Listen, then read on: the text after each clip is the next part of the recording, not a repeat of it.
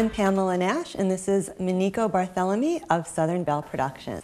Welcome. Thank you, Pamela, or Pam, whichever one we Either want one. to use today. So, first thing I want to ask you is, what has the transition been like for you? You've had quite a career as a broadcast journalist, print journalist, being in front of the camera. What has the transition been like to behind the camera? It actually gives me a lot of time to get more in depth into stories, because as a television reporter we get about 1 minute and 30 seconds to tell a story, and there is always that one story you wish you had a little more time to tell, to get into the different layers of the person or the issue, and that's where documentaries kind of fill that void. So how do you decide? You get exposed to so many different potential stories or issues. How do you decide which ones you want to develop further? Honestly, it's all about how the person looks on camera, if their story is compelling, and if they're willing to be candid. So if I get an idea, I'll contact either a nonprofit and let them know about the idea I have in mind, kind of like I Thought It Was Forever, our documentary about 7 people who got married and found out their spouse was secretly gay. Hindsight is so damn clear. I felt like he was my closest friend, had always been since we were 12. I told her I'm gay, and I can't hold it in any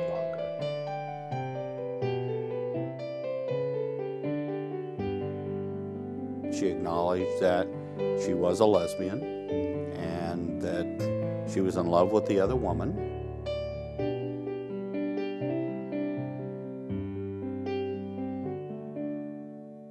I think I knew I loved Randy, but I was never in love with him.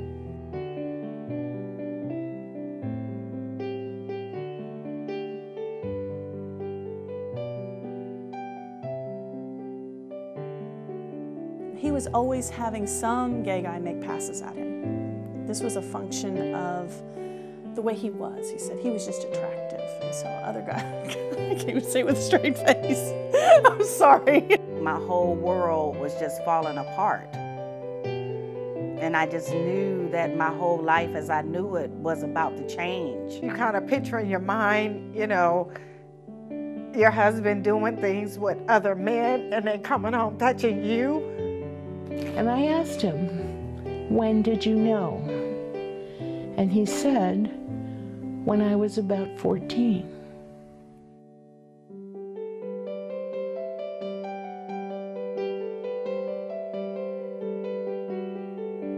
So I said, why did you marry me? And he said, because I didn't want to be.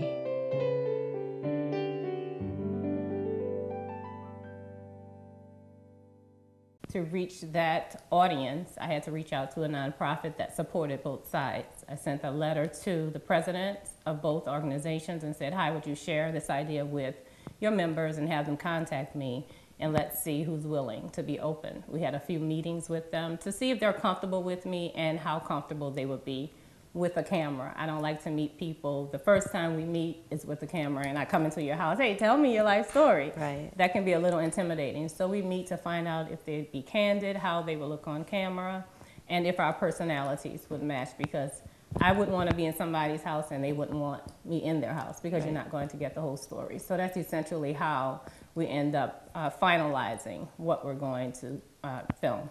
Do you start with or look for certain issues that are important to you, or are you open to any issue that comes with a compelling story? How do you make that determination? I read a lot because I started out as a print journalist. So I read a lot of articles, and some things stick out more than others. But when I find an issue that I feel can really be stereotyped on either end, say like gay marriage or drug abuse and professional athletes, I will, go into that, and as I'm reading, figure out how I can turn it into a visual, compelling story. And that's, essentially how I develop the ideas, and also if I'm going to be interested. Because if I'm not interested, I'm going to guess the general public isn't interested. So that's where we start, and we build from that point. When you go into one of these situations where you said you're looking for something that has both sides of the issue, do the individuals who are participating, do they try to influence, like make my side look more sympathetic or make their side look bad? And how do you deal with those kind of pressures and influences? Well, what I explained to everyone, for instance, and I Thought It Was Forever, when we met with the different cast members, I explained this is not a family reunion video. That's not what we do. And this is not you paying us to do the story. So be candid. If you're not going to be candid and blunt and tell both sides, then just tell us no. It'll be a whole lot easier on everyone, because I understand sometimes we want to just portray the best in us. But with every issue, good, bad, or ugly, I tell everybody how much of it was you. Because some of the things we overlook for the things that we want versus what we need. I encourage everybody to think about how much their story will help people, because there are women in the film, and I Thought It Was Forever, who have decided they're so embarrassed by their situation, they're not leaving their house.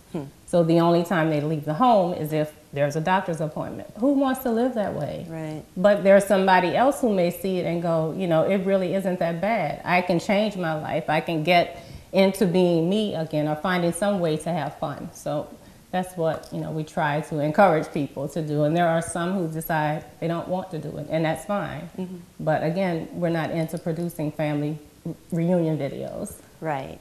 So when you're in the editing process, do you think about, like, how is this going to fit in the landscape or the conversation that's going on right now? Like, gay marriage is a huge hot topic. Do you let those things influence you when you're editing your work, or do you just say, I'm going to tell the story that I'm going to tell no matter what the country's feeling is right now about the issue?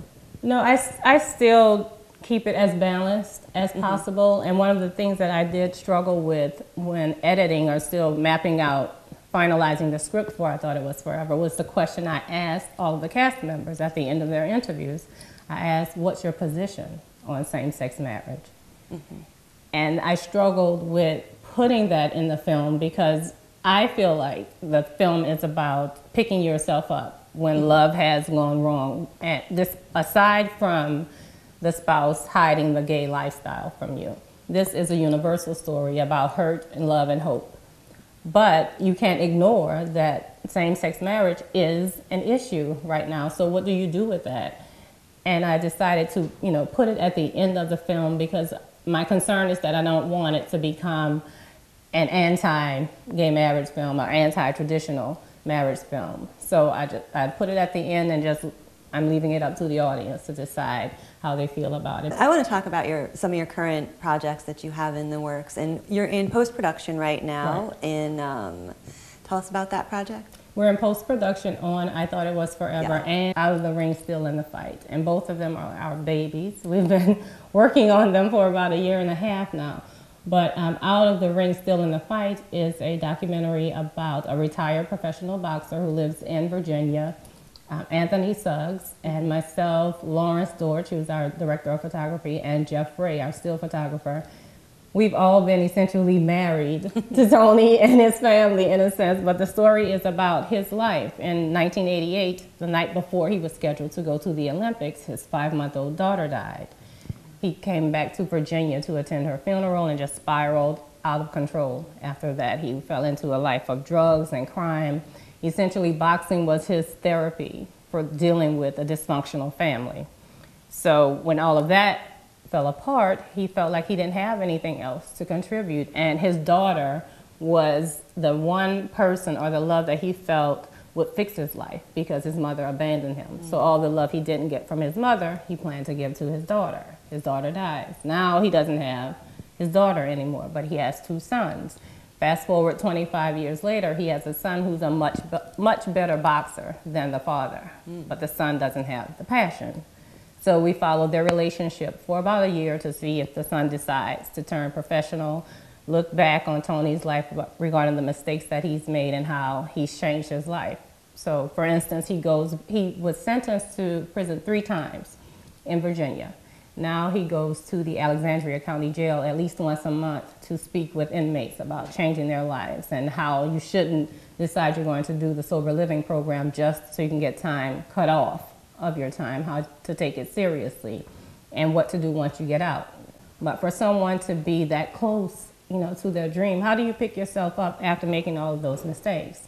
And he's, you know, a totally different person at this point. Does he have regrets? Absolutely. But he also says if he had made it to the Olympics, he thinks that he would have killed himself because he would have had access to all the drugs that he ever wanted. When you're in that type of spotlight, no doesn't exist. because you have all these yes people behind you.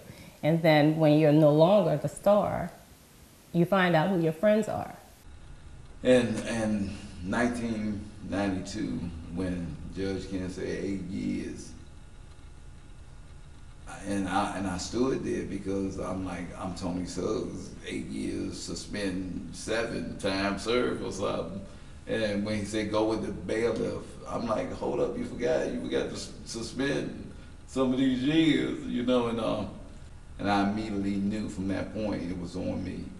Coming to Sober Living just taught me about myself, taught me about my addiction, you know, why I do the things I do, and what I needed to do to change. And my thing was that I get all the information when I'm in here, but then when I get back out there, I divert back to the same person that I was that got me here. I had to change. All the information that I learned while I was in here, I had to take it back out there and remain the same. Like they say sometimes, they say jail saved people's lives, and I feel like jail saved my life. And that is in post-production now. Yes, yep. It doesn't sound like any of your issues are easy issues. So what do you do to balance some of the heavier, grittier, more emotional parts of your work? Well, I decompress by shopping, like most women. No, I do have a really well-balanced team, and they're able to pull me in when they think, Maniko, you know, this is too much, or you need to not hold back. For instance, with going back to I Thought It Was Forever, I really didn't want to use the response from the cast regarding their feelings on same-sex marriage. And our director of photography, Lawrence Dorchy, said, well, why not? Maniko, that's part of the story that you would just leave out. Why not put it in there? That's what people want to know at the end of the story. Yeah, it's good. A lot of the cast members have been able to move on. Some of them haven't, but you don't think somebody would want to know how a woman who was married for 30 plus years found out her husband was gay on their 30th wedding anniversary. You don't think anybody would want to know how she feels about same-sex marriage? And well, you know, when you have that, that's why it's important to have a team. Otherwise it becomes just what Maniko thinks, and I don't want it, you know, to be that way. Well, thank you very much for being on our show this afternoon. And for IndieCapitol, I'm Pamela Nash, and this was Maniko Barthelemy of Southern Belle Productions.